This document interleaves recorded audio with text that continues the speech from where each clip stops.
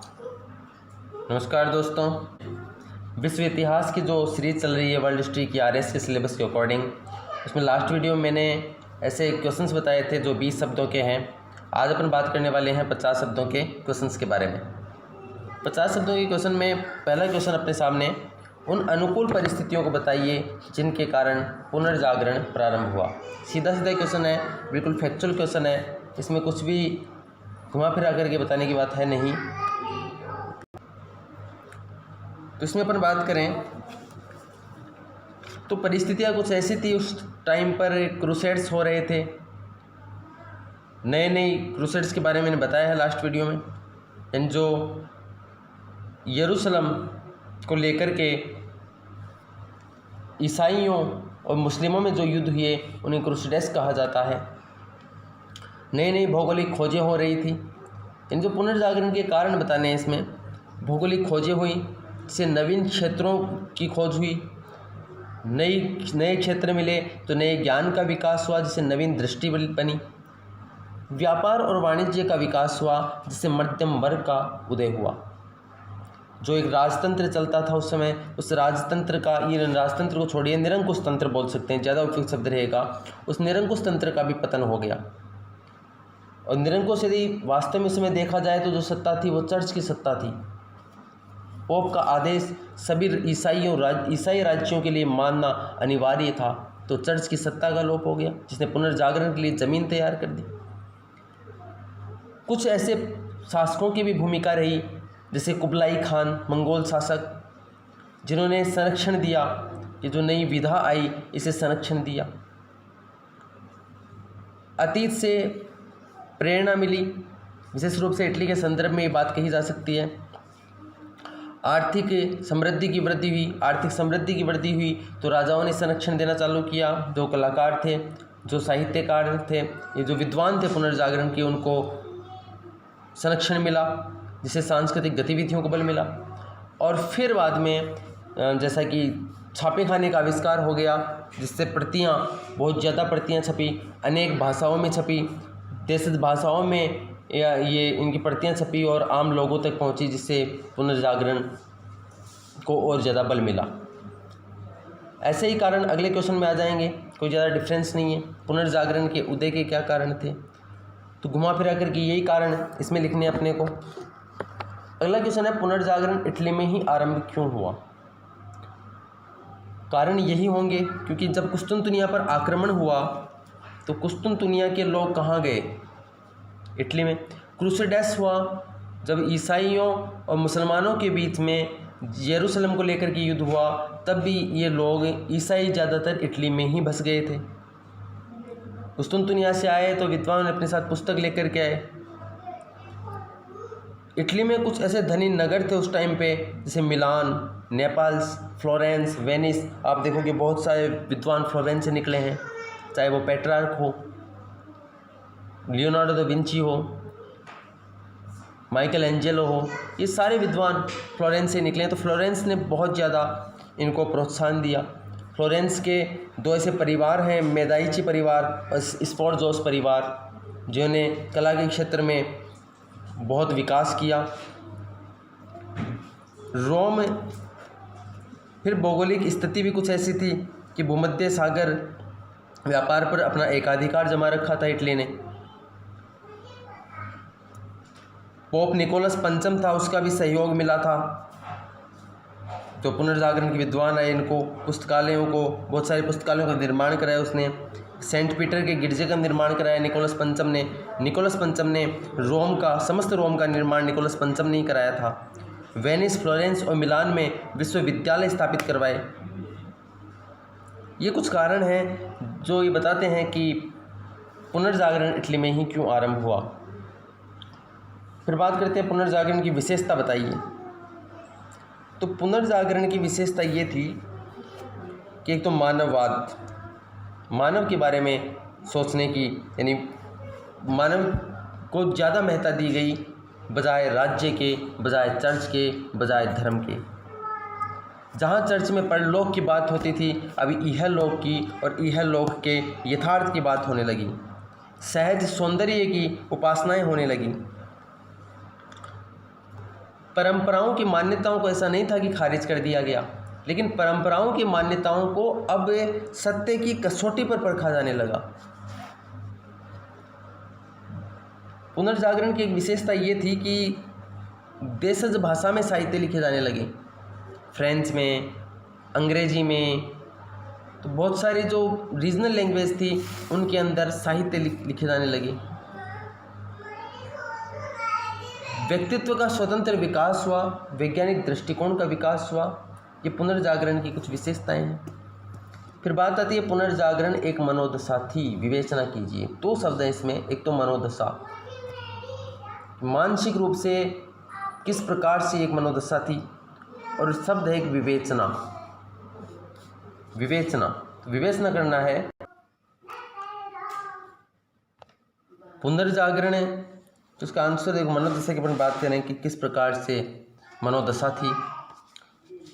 पुनर्जागरण अतीत में, यानी अतीत में रुचि जगा रहा था।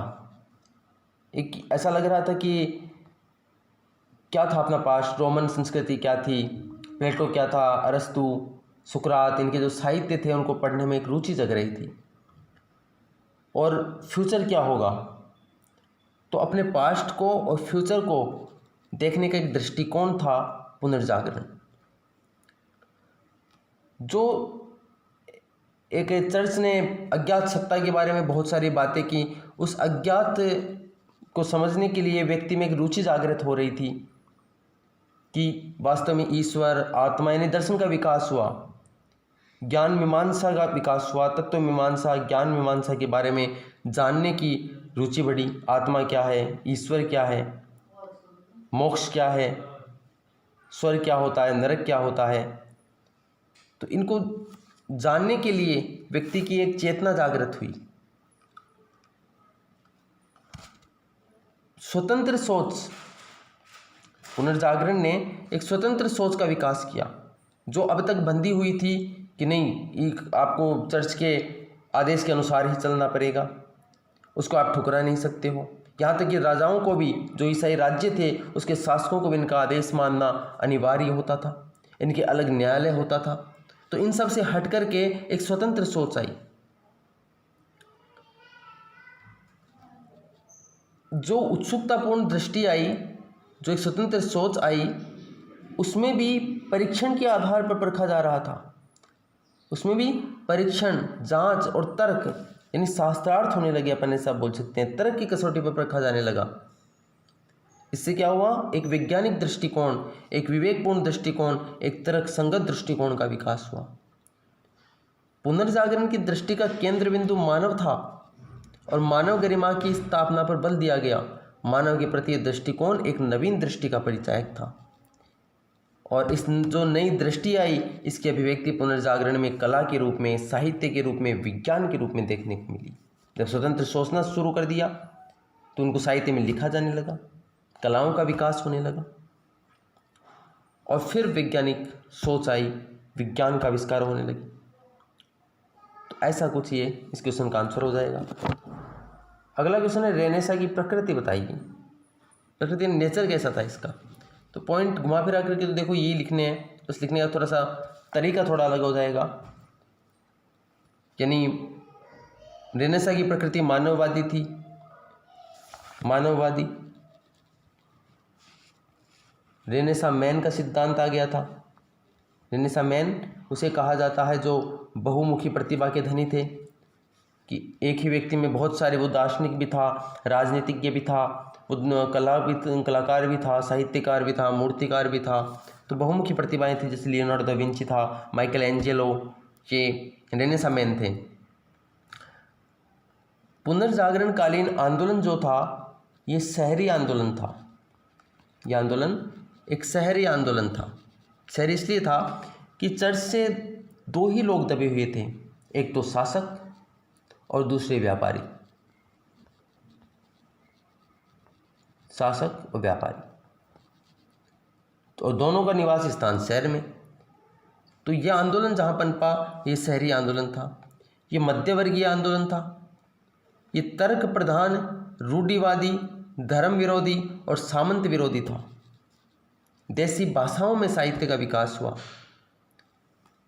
जो नया समाज बना, ये नया समाज धर्मनिरपेक्ष समाज था। ये नया समाज धर्मनिरपेक्ष समाज था।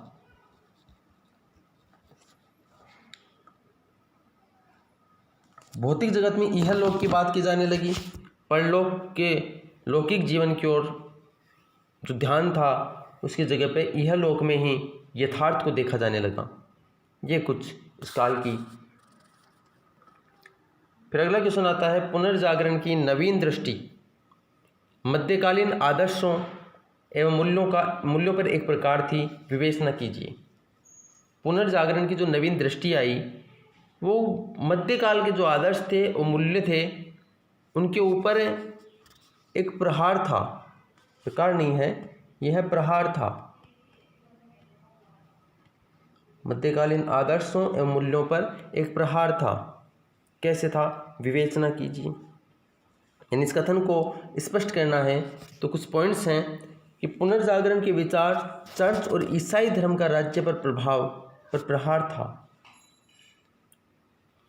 क्योंकि पुनर्जागरण के विचार थे, उन्हें एक और तो मानव मुक्ति के मार्ग को प्रशस्त किया और दूसरी ओर राज्य की मुक्ति के मार्ग को। पुनर्जागरण के विचारों के प्रभाव से राज्य के प्रति निष्ठा की भावनाओं को बल मिला,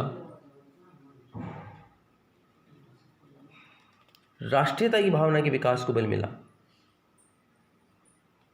पुनर्जागरण आया तो राष्ट्रीयता की भावना को बल मिला। इन विचारों से राज्य का विकास हुआ, राज्य की सशक्त स्थिति को बल मिला। यानी इस क्वेश्चन के आंसर में अपने को ये बताना है कि चर्च की सत्ता के कारण कौन सी ऐसी चीज़ें थी जिनका विकास नहीं हो पा रहा था, और जब पुनर्जागरण आया तो उन्हें पूरी व्यवस्था को ही बदल दिया, और वो चीज़ें जो व्यक्ति करना चाहता था लेकिन चर्च की निरंकुश सत्ता के आगे कर नहीं पा रहा था, उन पॉइंट्स को अपने को यहाँ पे बताना है। तो ऐसे ही कुछ पॉइंट मैंने बताए कि राजनीतिक व्यवस्था संस्थानों पर प्रभाव था, सामाजिक आर्थिक संस्थानों पर प्रभाव था। एक पॉइंट मैंने आपको बताया कि मानव मुक्ति के मार्ग को प्रशस्त किया इसने, राज्य की विकास को, राज्य की सशक्त स्थिति को बल दिया। तो ऐसे कुछ पॉइंट्स इस क्वेश्चन के आंसर में आ जाएंगे। फिर आता है कोपरनिकस का विज्ञान को क्या योगदान है। तो जैसा कि कोपरनिकस देखिए पोलैंड का एक संत था, पोलैंड का निवासी था, संत था, और 10 वर्ष तक लगभग ये इटली में रहा था। इस समय इसने खगोल शास्त्र का अध्ययन किया और टोलेमी का जो सिद्धांत था उसको इसने चुनौती दी थी। और इसी कारण कोपरनिकस की इस पुस्तक को जला दिया गया था। कोपरनिकस का शिष्य था ब्रूनो। ब्रूनो ने जब इसका समर्थन किया तो उसके खिलाफ मृत्युदंड का आदेश जारी हुआ। कोपरनिकस भाग करके दूसरे देश में चला गया। 7 साल बाद जब इटली लौटा तो उसे जिंदा जला दिया गया। ब्रूनो को जिंदा जला दिया गया। ठीक है, तो मेनली तो इसने टोलेमी का जो सिद्धांत था उस सिद्धांत को इसने बदला। इसने बताया कि पृथ्वी सहित सारे ग्रह सूर्य के चक्कर लगाते हैं। एक इसकी बुक भी इम्पोर्टेंट है, लिख लीजिएगा आप, on the revolution of celestial bodies, on the revolution of celestial bodies.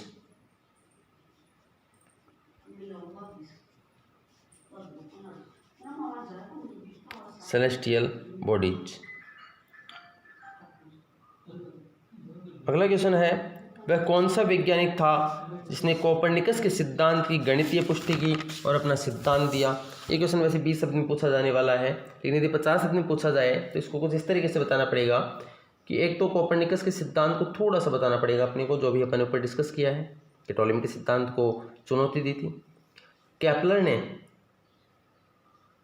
ने गणितीय पुष्टि की इसकी, ग्रहों की गति का नियम दिया और ग्रहों की गति के नियम के आधार पर कोपरनिकस के सिद्धांत को केपलर ने सही ठहराया।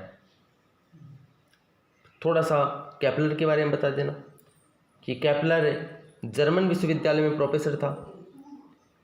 गणित के आधार पर कोpernicus प्रणाली को सिद्ध किया और ग्रहों की गति का नियम दिया। और इसी आधार पर, जिसकी धारणा क्या थी ग्रहों की गति के नियम की, कि ग्रहों की गति गोलाकार है, अब तक ये धारणा थी।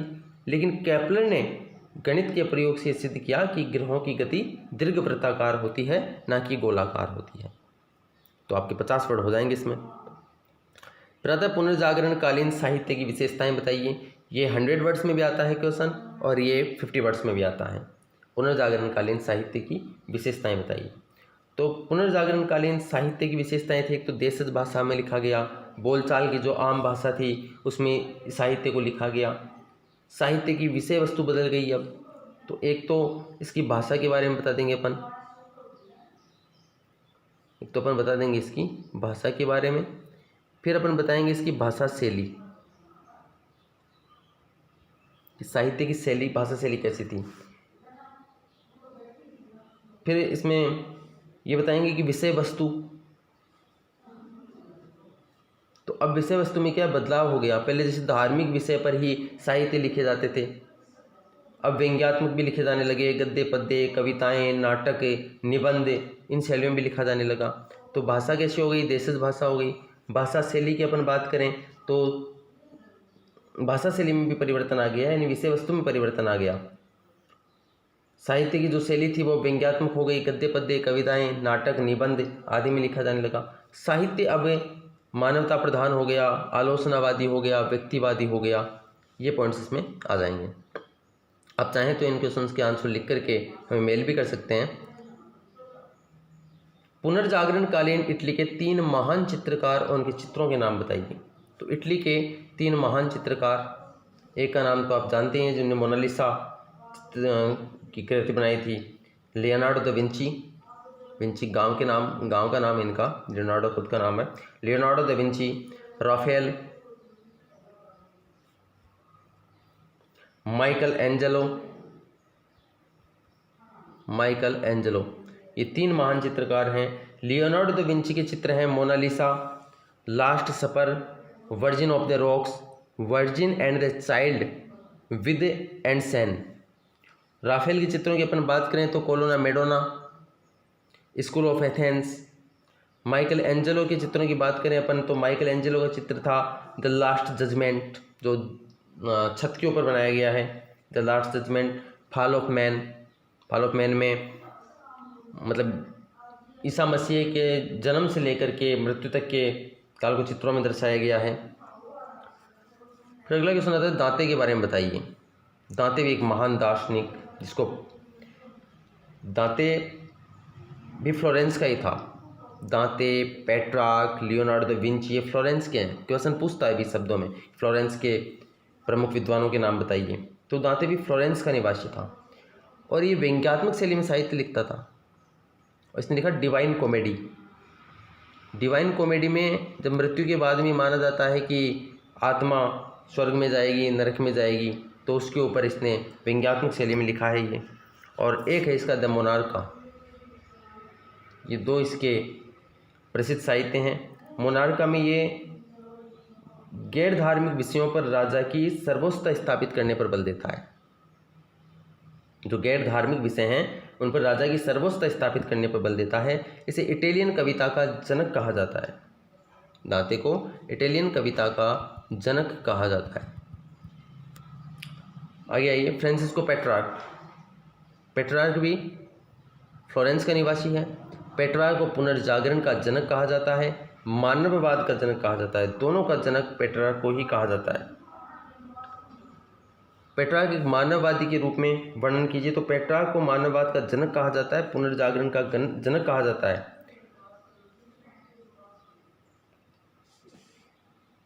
पेट्रार्क के पिता दांते के मित्र थे। जो ये दांते हैं इसके मित्र थे पेट्रार्क के पिता।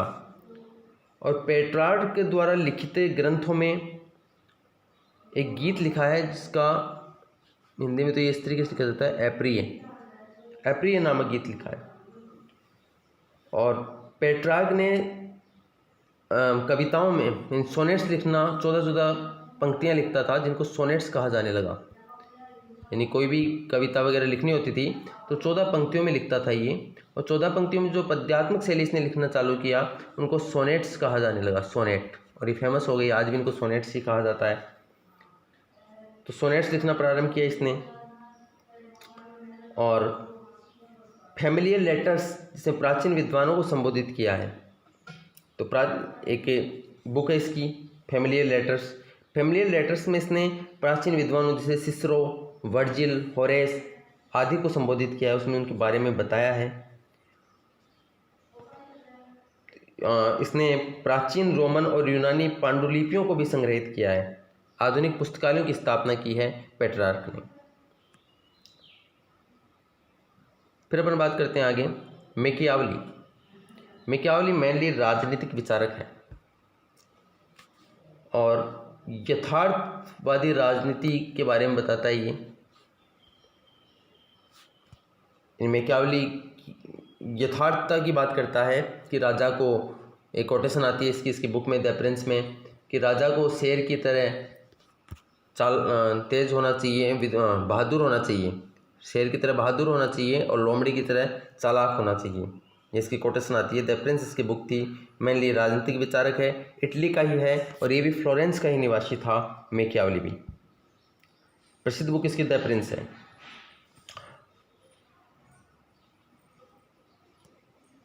फिर आगे चलते हैं अपन Geoffrey Chaucer. Geoffrey Chaucer Britain का है, ब्रिटिश विद्वान है जैसे तो, और अंग्रेजी कविता का जनक कहा जाता है जेफरी चौसर को। इसकी प्रसिद्ध बुक का नाम है कैंटरबरी टेल्स।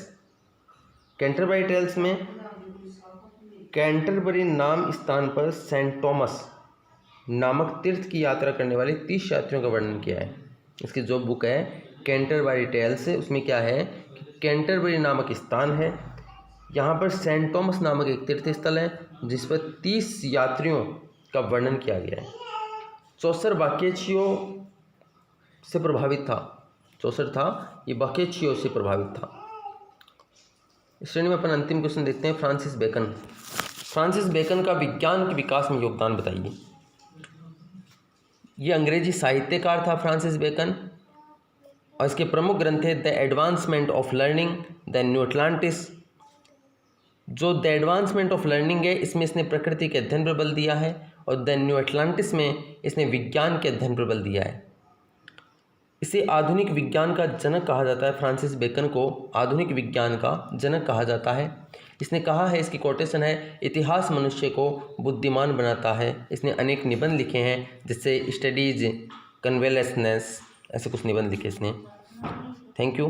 तो 6 क्वेश्चन है 100 वर्ड्स के, वो अपन आगे देखेंगे। और भी क्वेश्चन आपके पास में आते जाएंगे आगे आने वाले टाइम में, जैसे जैसे अपन आगे बढ़ते रहेंगे। थैंक्स।